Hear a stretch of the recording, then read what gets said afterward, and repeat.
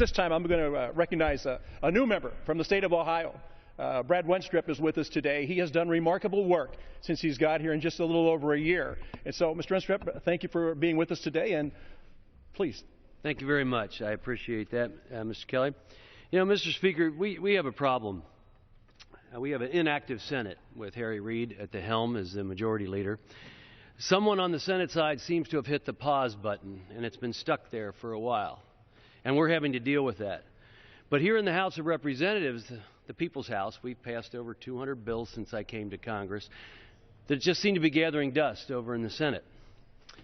We have hardly been inactive on this side of Congress, taking up important energy, education, health care reforms, numerous jobs bills, some Republican bills, some Democratic bills, and most passed with bipartisan support. Yet, Senate Majority Harry Reid has thrown them on the ground. And Ohioans ask me what we're doing here in Washington, D.C. And I'm at wit's end trying to explain that every reform-minded bill that I've supported, that we passed on behalf of the American people, is stuck in the Senate.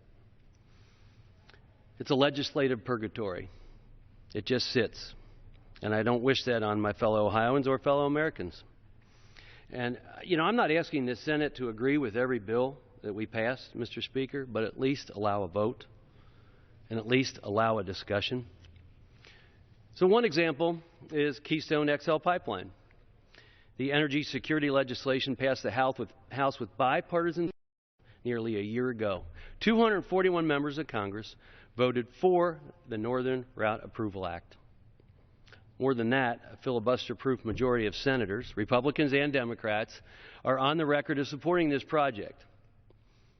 A recent Washington Post ABC poll demonstrates that the American people also support the goals of this legislation, building the pipeline by nearly a 3-to-1 margin. But the Senate has thrown the bill on the floor, blocking any vote. Does the Senate have a solution? Not really. They just seem to want to stand in the way. Another example is the Skills Act. You know, I hear from Ohioans frustrated that Washington isn't working, especially in year 6 of this Obama economy, with disappointing job growth. And as we continue to face unacceptable unemployment levels, the Senate refuses to take common sense steps to get Americans back to work.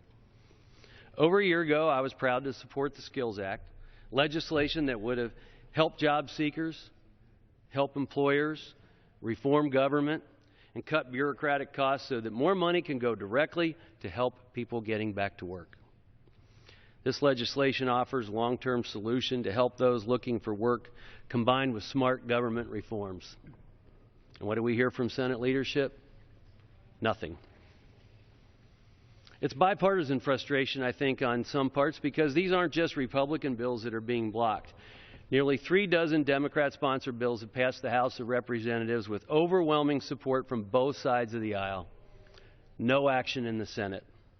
These are non-controversial bills, but some in the Senate are more concerned with demonizing individual Americans than helping every American.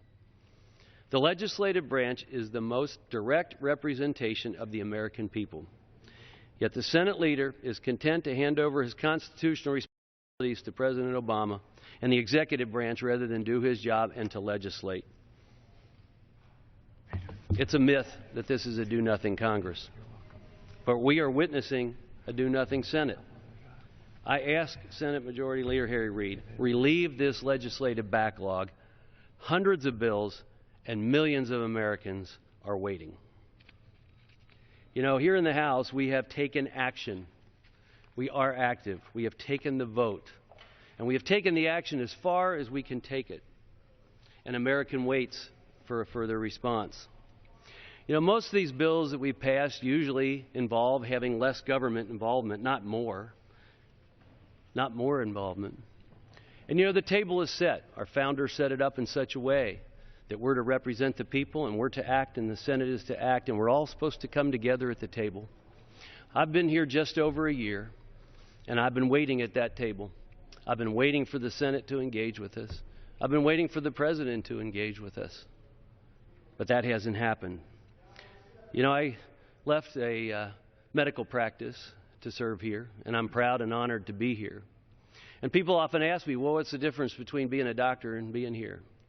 Well, you know, as a doctor, I can make a diagnosis, and I can get together with the patient and their family and provide a treatment. And together we go to work on that. And it takes both of us to do that. But sometimes when you make a suggestion of a treatment, you even suggest that there be a second opinion. And I can tell you right now, on all of these things that we've passed, all these treatments that we've recommended, we're still waiting for our second opinion from the Senate.